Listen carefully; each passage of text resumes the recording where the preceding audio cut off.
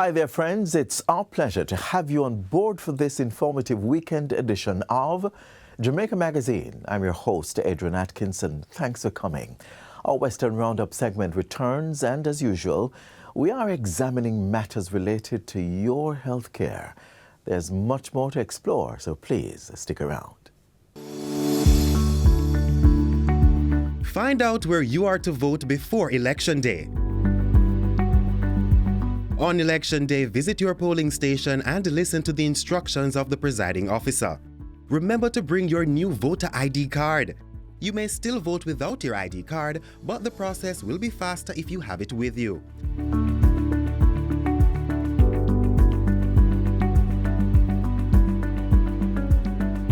Mark your ballot behind the voting booth and return your ballot folded.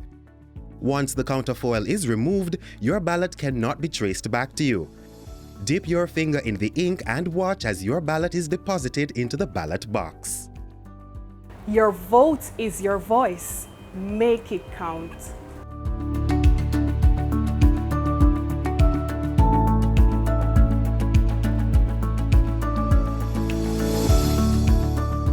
Thanks again for being here. We are starting our features with a Western Roundup of road development and provision of housing solutions for persons with disabilities living in the parish of St. Anne. Buckle up as we join team member Natalia Dixon on this journey.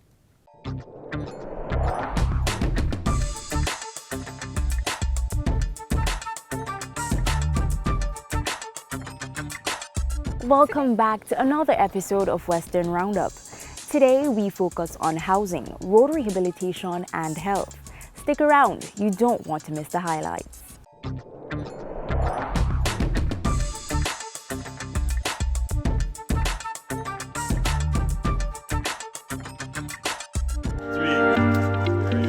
A feeling of joy permeated the atmosphere in two St. Elizabeth communities in January as two disabled residents received the keys to their brand new homes under government's new social housing program, NSHP. Leslie Mackenzie of Lacovia and Winston Williams from Cameron Hill were excited to receive their new homes. Prime Minister Andrew Holness was on hand to present them with their new abode. Though the units are handed over free of cost to the beneficiary, the units are not free. It is from the Jamaican taxpayer. It is part of the government giving back to the country, giving back to the people. And we're making sure that whatever we give back, it goes to the people who really need it. The Prime Minister highlighted the targeted approach under the NSHP of identifying persons in dire situations, particularly those who are disabled. We have to be, as a country and as a government, far more sensitive to persons with disabilities. Prime Minister Holness hopped over to Lima District in Adelphi, St. James to hand over a one-bedroom unit to 67-year-old Norma Cooper. I'm really happy. I felt very, very grateful so much that I can hardly speak. And I would like to say thanks so much. Ms. Cooper says the house exceeds all her expectations. When I come inside here, it's like I don't want to come inside. Whenever I go inside, number one, I go inside of the bathroom and I turn on the pipe. And when I turn on the pipe, I say to myself, man, this place looks like a hotel. That feels so good. Over in St. Anne, residents who use the stretch of roadway between Runaway Bay and Brownstown will soon benefit from an improved road surface. That's thanks to a $204 million project being spearheaded by the National Works Agency, NWA. Minister without portfolio in the Ministry of Economic Growth and Job Creation, Everald Warmington, broke ground recently for works to get underway. The scope of work includes cleaning of existing drains and the construction of new ones, installation of stormwater culverts, the building of retaining walls, as well as the reshaping and asphalting of the road surface. This $204 million road rehabilitation project enforces our commitment to sustainable development and our unwavering dedication to improving the lives of our citizens. We understand the frustration caused by dilapidated roads, traffic congestion, and also the hindrance they pose to economic development. Therefore, we have formulated an inclusive and ambitious plan to address these challenges. For the first time in history, this road will be fully rehabilitated after decades from Runaway Bay right through to Brownstown. This new stretch of roadway will greatly assist tourism workers who travel daily on the thoroughfare to get to the North Coast. Still in St. Anne, scores of residents received free health care under the Ministry of Health and Wellness Know Your Numbers initiative held recently at the Turtle River Park in Ocho Rios. The initiative is in response to an increase in lifestyle diseases and the rising number of premature deaths in the population. The campaign aims to encourage Jamaicans to get routine checkups and learn about their health status. We must take responsibility for our health. It's all well and good to say hospital must be there, health center must be there, doctor must be there. But if you don't take care of yourself, you're going to end up there quicker. And the more people who don't take care of themselves is why we have the overcrowding in the hospital. We need to live a balanced life. So know your numbers just mean come and get your health checks, which you must get once a year, and adjust your lifestyle in order to have longer life and better quality of life. That's all for the program today. As usual, thank you for joining us for Western Roundup, where we take you from the corners of St. Elizabeth to the hilly terrains of St. Anne. Remember to send us your feedback to gis@gis.gov.gm. Until next time, take care.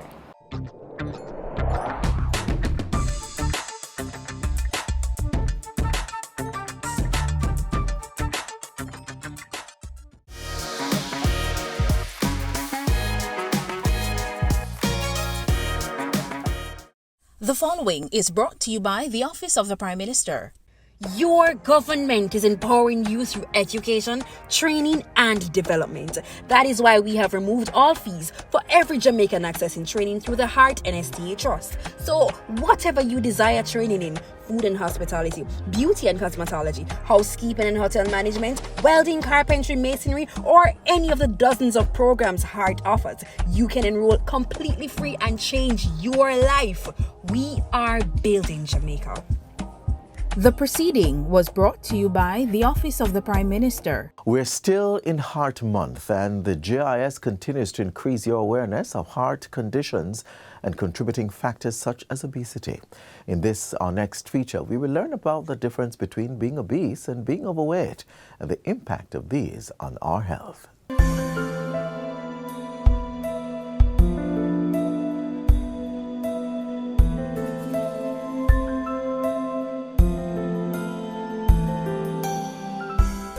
Overweight is defined as having an excess amount of body weight, but that can occur from increased amounts of muscle, bone, fat, or water, whereas obesity is defined as having an excess amount of body fat. The excess fat that leads to a diagnosis of obesity mainly occurs when the body takes in more calories from foods than it is able to burn through exercise and normal daily activities. The result is a major health threat, as obesity is usually accompanied by other issues, such as type 2 diabetes mellitus and non-communicable diseases such as hypertension, heart disease, stroke, and various cancers. Obese men are more likely than non-obese men to die of cancers of the colon, rectum, and prostate, and obese women are more likely than non-obese women to die of cancers of the gallbladder, breast, cervix, uterus, and ovaries. There are other conditions like gallbladder disease of different kinds, which are associated with obesity. Infertility and poor quality of life can also result. So diagnosis and management of obesity is of enormous significance.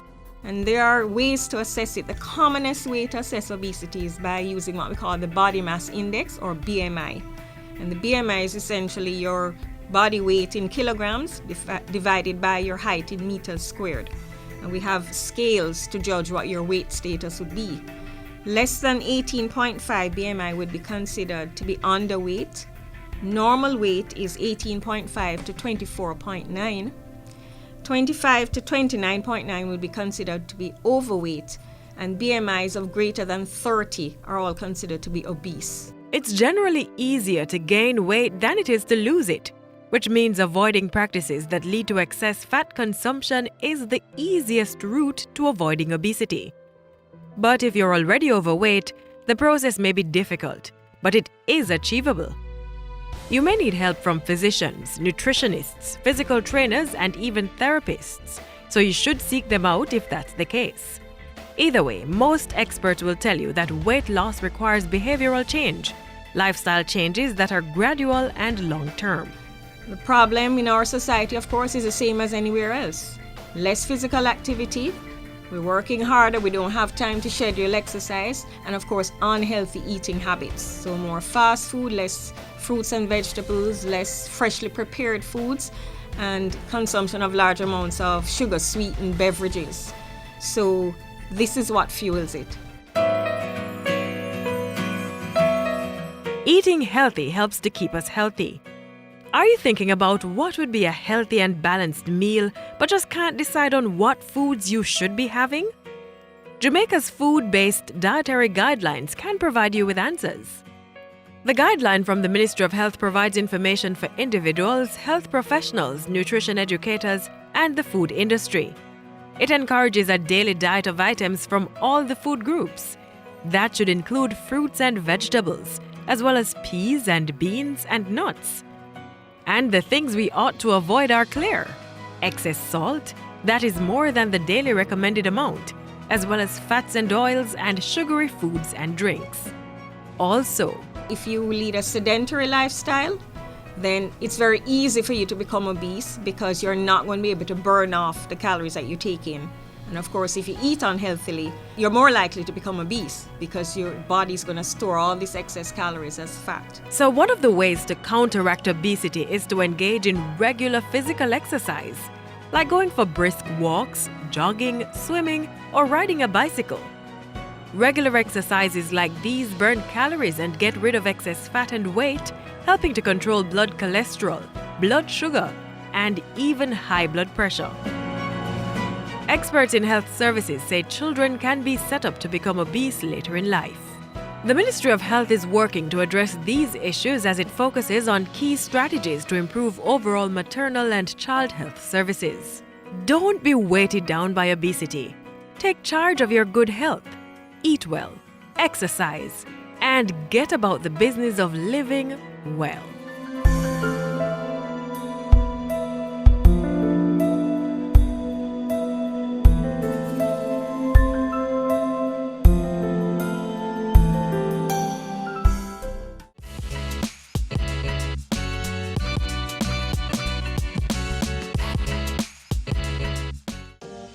Did you know you can vote without your new voter ID card? Once you're registered to vote, that is, your name is on the voters list, you can vote in the upcoming local government election. If you don't have your new ID card, simply go to your polling station on election day and our trained election day workers will assist you. This message is brought to you by the Electoral Office of Jamaica. February 24 marks the anniversary of the birth of Jamaica's national hero and first Prime Minister, Sir Alexander Bustamante. On this anniversary, let's take a couple of minutes to reflect on his life's journey.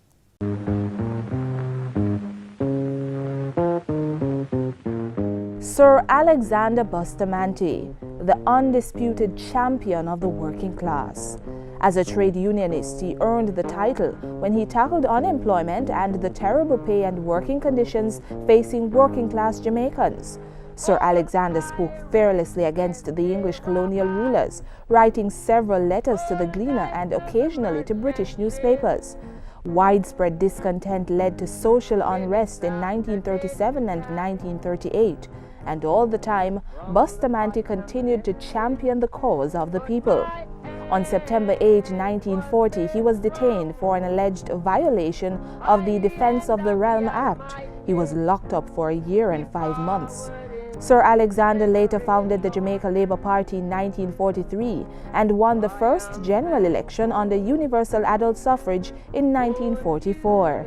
He also became the first Prime Minister of an independent Jamaica in 1962. Sir Alexander died in 1977. Welcome to Blenheim, birthplace of a hero. Sir Alexander Bustamante was the first Prime Minister of Jamaica. He was born on the 24th of February 1884 and died 6th of August 1977, but still lives on in history. Here at his museum, you can get the rich history of him.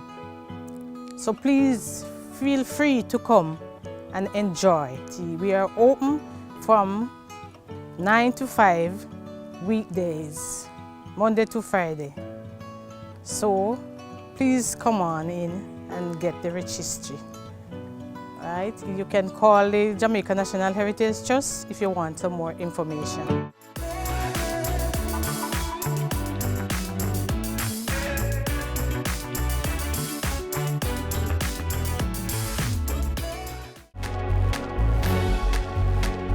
Know your numbers and control the keys to a healthier heart. Know the numbers for your blood pressure, cholesterol level, blood glucose level, and your weight and body mass index. Find out the risks they represent and what you need to do to stay healthy. Talk to your doctor and start making healthy lifestyle choices to prevent a heart attack or stroke. Science, technology, and math are integral for positioning Jamaica to achieve the development goals needed for prosperity. The investments are being made to prepare our youth to succeed in these areas by ensuring there are proficient teachers available in adequate numbers.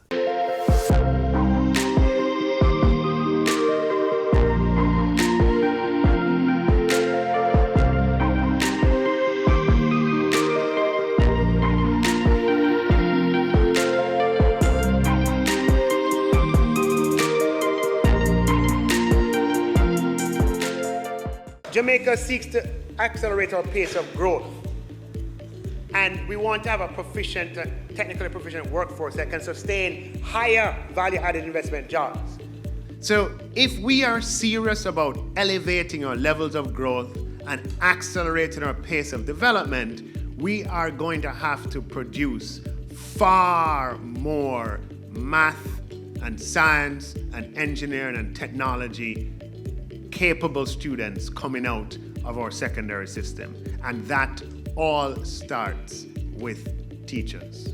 And so the government of Jamaica has embarked on a program to ensure there's a continuous flow of homegrown talent to fuel investment opportunities and meet the island's growth and development agenda.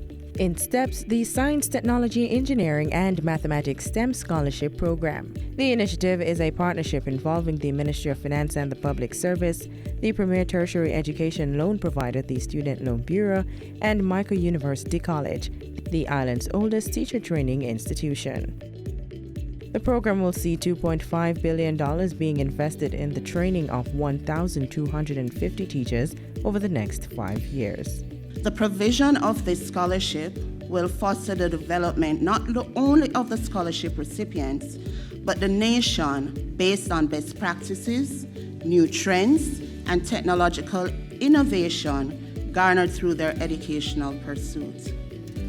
Their new knowledge and creative thinking will help to push Jamaica's 2030 vision, making Jamaica the place of choice to live, work, raise families, and do business.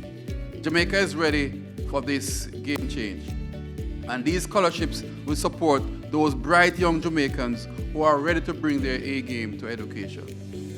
There's enough evidence to prove that boys and girls learn differently, and STEM training will equip our teachers with the ability to impart differentiated instructions so that the future men and women will benefit and maximize the process and become part of the engine of change to make Jamaica a great nation. The foundations being laid by you will continue to develop our country for generations to come.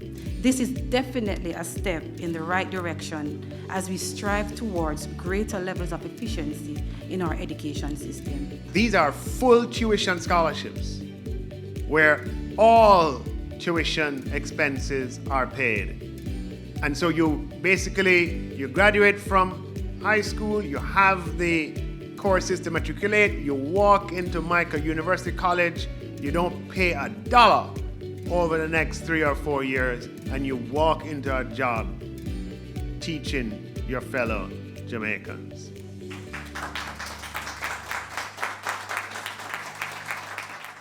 Prospective scholarship recipients, this is your chance to build a rewarding career as you become the next generation of homegrown innovators and problem solvers. With these scholarships being offered by the Ministry of Finance, I have faith that Jamaica's young adults seeking assistance to pursue an education in STEM will also be given the opportunity to inspire before they expire. Face it until you make it. I didn't say fake, you know. Faith. Because with faith and determination, I got through. And because of that, I am a testimony. And I can testify that I am a mathematics teacher who is out here changing lives. And I hope to see all of you one day who is going to enter the profession. What we are seeking is 1,250 Jamaicans who have a desire to inspire the next generation to achieve heights that Jamaica has not yet seen, but that we know is possible. I want you to advertise this far and wide. Let us see it everywhere that we are on the hunt for math and science teachers. We're launching a revolution in the country as far as STEM education is concerned. Apply for a STEM scholarship for the opportunity to get qualified to pursue a rewarding career as a STEM teacher. Find out more at www.mof.gov.jm/scholarships. Sign up for a STEM scholarship today. The creative industry provides vast opportunities for persons to eke out a livelihood through the monetization of their own talents. In these few minutes remaining inside Jamaica Magazine, we'll take a look at the organizations ensuring the creative rights of persons are protected, including their potential to earn from such work. There's a land that I have heard about.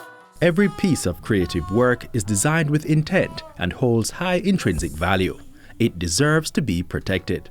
Understanding the intrinsic value of the work produced and ensuring the creator's rights are not infringed is what we will learn in this masterclass on intellectual property rights. Let's go.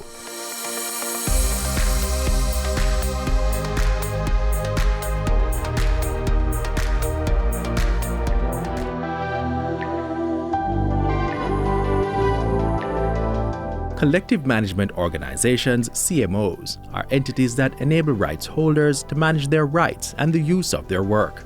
They act as agents for copyright holders collecting royalties, which is monies for the use of their work. They do this by issuing licenses for a fee to use protected works. They also track the use of works and request payment for its use. There are 3 active CMOs in Jamaica: Jamaica Music Society, JAMS, Jamaica Association of Composers, Authors and Publishers, JCAP, and the Jamaica Copyright Licensing Agency, JamCopy. Let's learn how the CMOs in Jamaica support our local creatives. The Jamaica Music Society, JAMS, is an organization that represents sound recording copyright holders, which includes record producers and record labels. Now that you have produced the recording, you're now going to release the recording. And so you have the right to distribute. So he now finds a digital distributor or a traditional distributor, and he gets the work out. It gets placed on all the retail platforms, Spotify, etc., Rhapsody, etc., all of the retail platforms online. And if he's still fortunate, maybe he can find 1 or 2 physical locations, stores, where he wants to put some copies in if he actually makes physical copies. So he has a right to distribute. And so he goes ahead and he does that. And from that distribution that he has taken on, he will then be entitled to a flow of royalties coming in through to him via the digital distributor or via the distributor, full stop. So Spotify will send the money to the distributor or through probably several different intermediaries in that process. And the distributor would then end up paying the producer his share or her share of monies from that sale.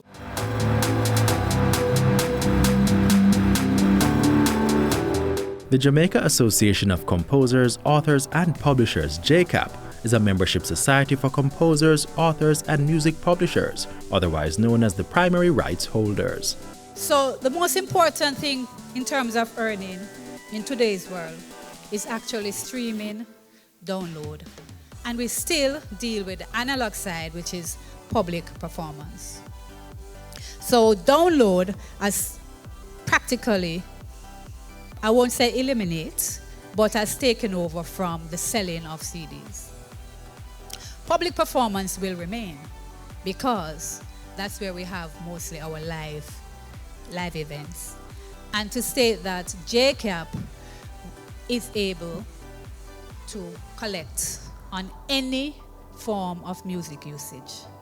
So recorded music, live music, even music in comedy shows, etc. You do need a permit to be able to use the music. The Jamaica Copyright Licensing Agency JamCopy is the entity responsible for the protection of rights for published, printed and image-based works. We follow the same cycle of activity as the other two CMOs. We obtain mandates, meaning that we go after the authors and publishers, or they come to us and they give us the authorization to act on their behalf. We then license the users, and our users are UWI, UTEC, Edna Manley, Shortwood Teachers College, all of the public primary and secondary schools under the Ministry of Education. So just about 95% of all the educational institutions in Jamaica.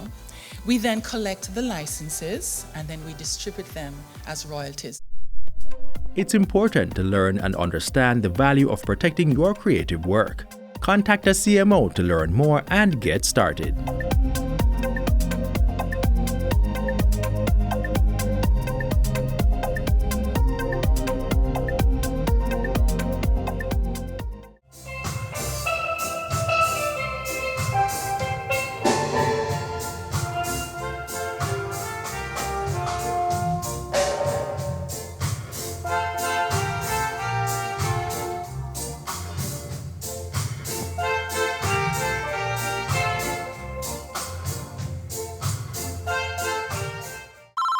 Calling all creators, join the JIS Creators Challenge. We want to see your unique perspective on why you love Jamaica.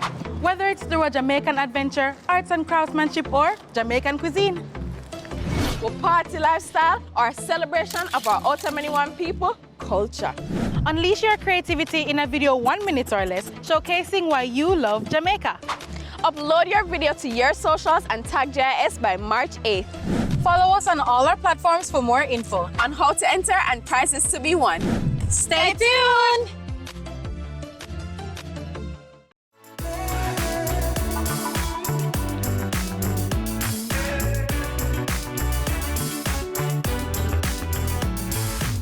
This is where we leave you on today's edition of Jamaica Magazine. Be here on this station tomorrow for more information you can use to transform your life. Until then, visit our website, gis.gov.jm, for this and other offerings.